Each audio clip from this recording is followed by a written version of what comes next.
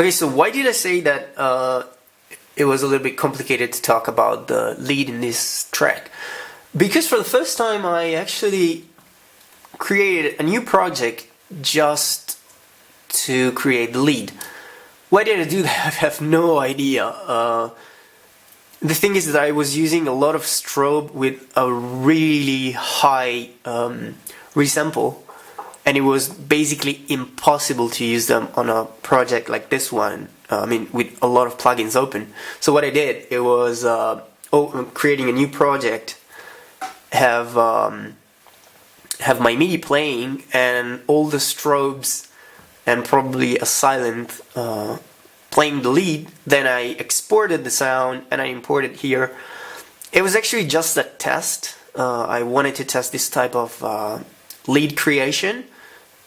You probably, you can probably tell from the final song, if you have it, that the lead has different octave going on. I mean, there is a really high sound playing the same melody, then there is the normal octaved melody, and then there is an octave lower. I think it was like, I probably should look and see if I can find the project.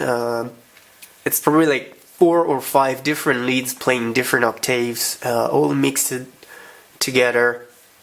And I got a really nice sounding lead, but it was really heavy on CPU. I mean, it was just 4 synthesizer and some effects are over there and nothing else on the project, and my CPU was dying. And I exported the file and I imported here just to listen how it would sound, and it sounded perfect the way that I didn't even need to change it or make something new. I just used that inside this project, and I put some external filter, and yeah, I didn't need to open a different VST. I didn't do any fixing because everything was good already. So yeah, for the first time it was a little bit different. It was a little bit weird to work this way, but yes, from start to end in this project I worked with a single sample for the whole lead. And yeah, everything, it's filtered from here. I think it's, I don't remember if it's equality or no, it's just the channel EQ. Channel EQ does all the filtering. Let's solo this.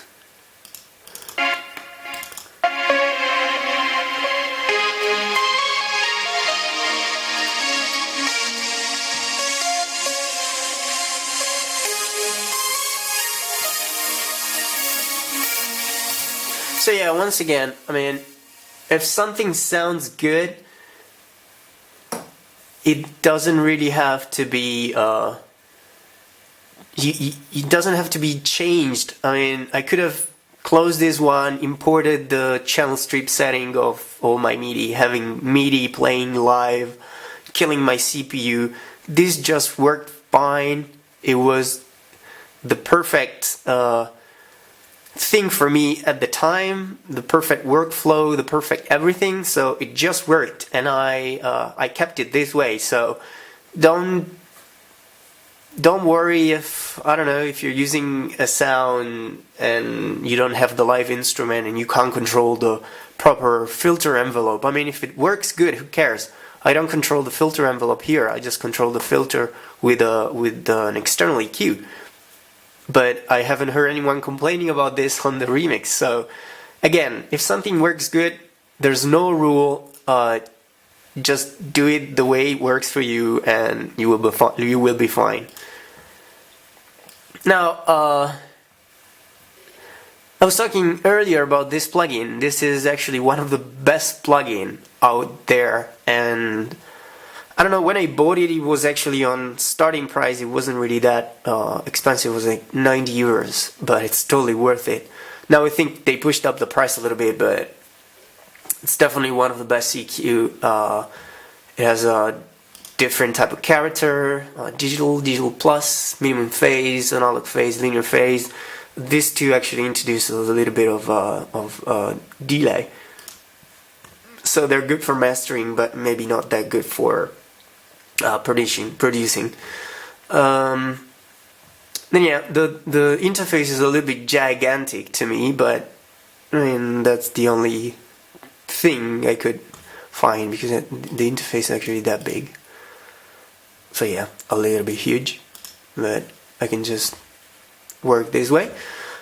And yeah, in this case it works perfect on the lead. And again, it's just cutting up a little bit. There are no boosts, probably because I boosted it in the other project.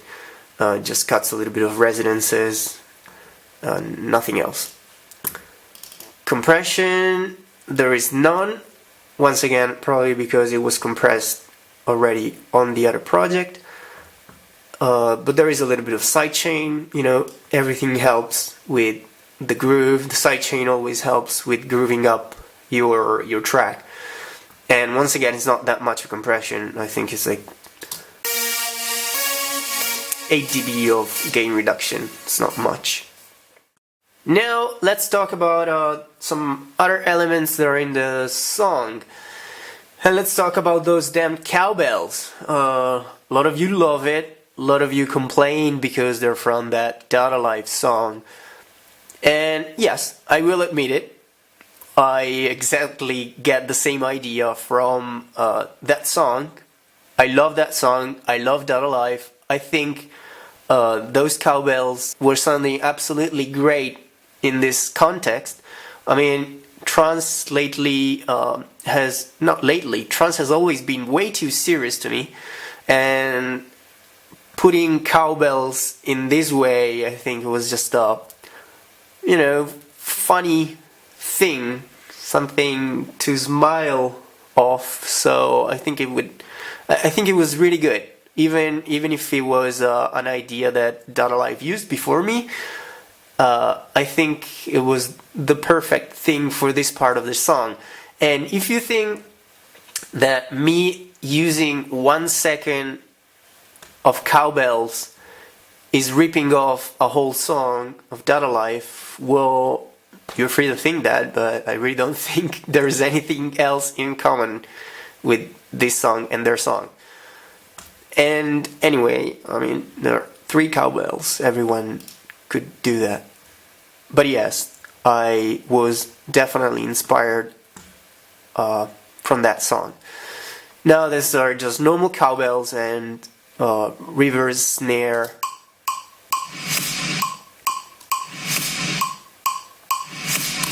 Nothing special. By the way, this snare over here, that was done with an amazing reverb, which is from Logic Bundle, which is called Envelope Reverb. Now, I'm just gonna do it quickly. So what it does is that it creates a delayed reverb where you can control its attack, pre-delay, decay in a very different way compared to the usual reverbs. This actually works like a synthesizer. It's like you have the attack, the decay, the sustain, the hold, and the release. And what you can do is, hold on, let me solo here. You can set the length of your attack.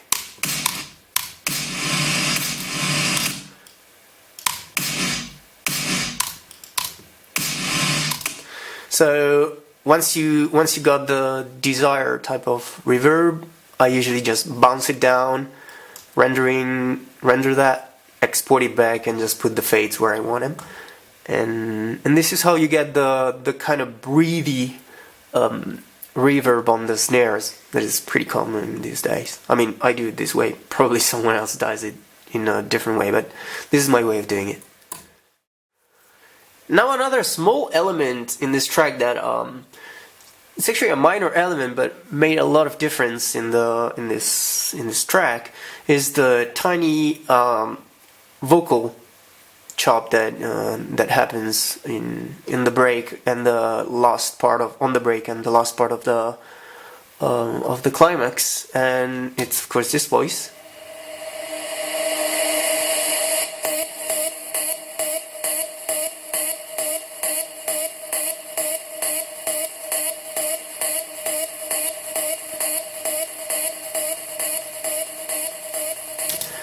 And it's really nothing special, it's just one note that goes left and right, and it's looped and then faded down.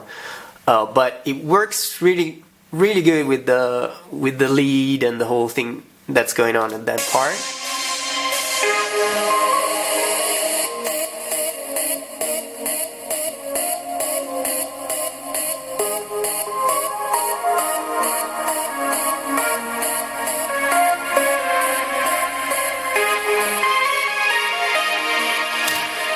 And the funny thing is that this is actually just a little bit of the vocal chops that were supposed to be in there.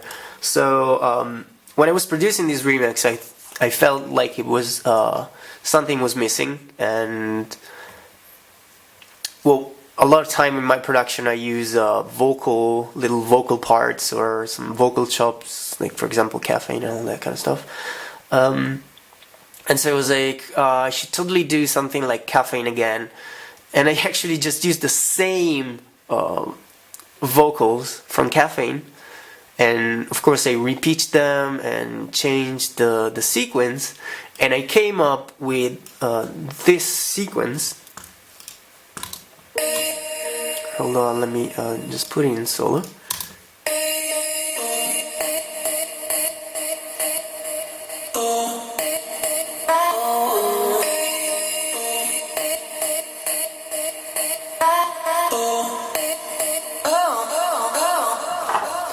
So yeah, this was the initial, the first idea, and over the lead it would have sounded this way.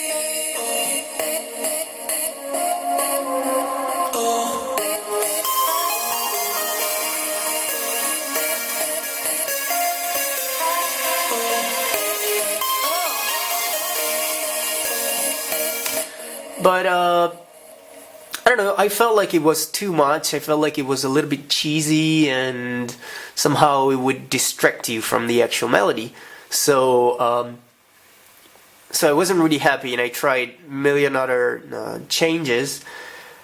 And then I found out, I tried to chop part of it, and I put them through a long delay and saw how it would sound, just a little bit of maybe this part and this part, until I got to this part here, that on the delay would go on nicely and it would lay perfectly over the melody. So I simply just got that part and looped it. There's no delay. I mean, there is a different delay, but the whole sequence is actually looped. And yeah, this is how this vocal chop came to life. It was actually way more complicated than how it is, but turns out the simple sequence is the one that works better. Now, one of the last thing that is in this climax is the high pad, and if I can find it, it should be, there we go, this one.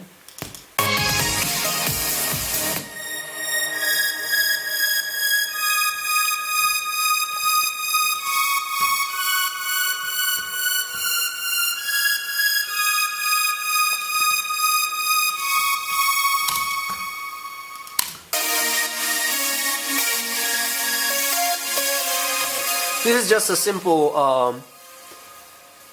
high pad playing some different harmonies over the melody and the main pad.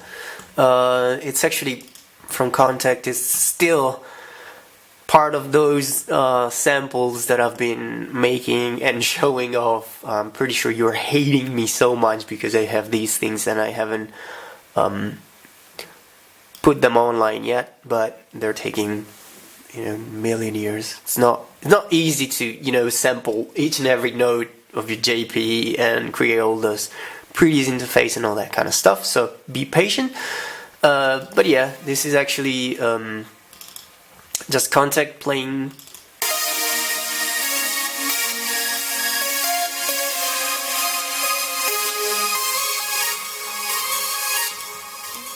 some samples from my JP, and yeah, basic stuff, just sidechain and EQ that's just used to filter down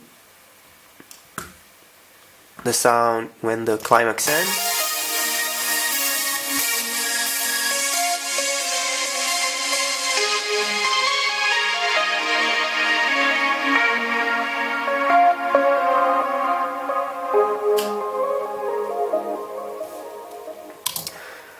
And this is it. I hope you enjoyed the video. I know I'm boring sometimes because I spend too much time talking and not playing music, but as always, that's the only way to explain stuff, it's by talking. So I hope you enjoyed the video, and I'll see you next time. Bye bye!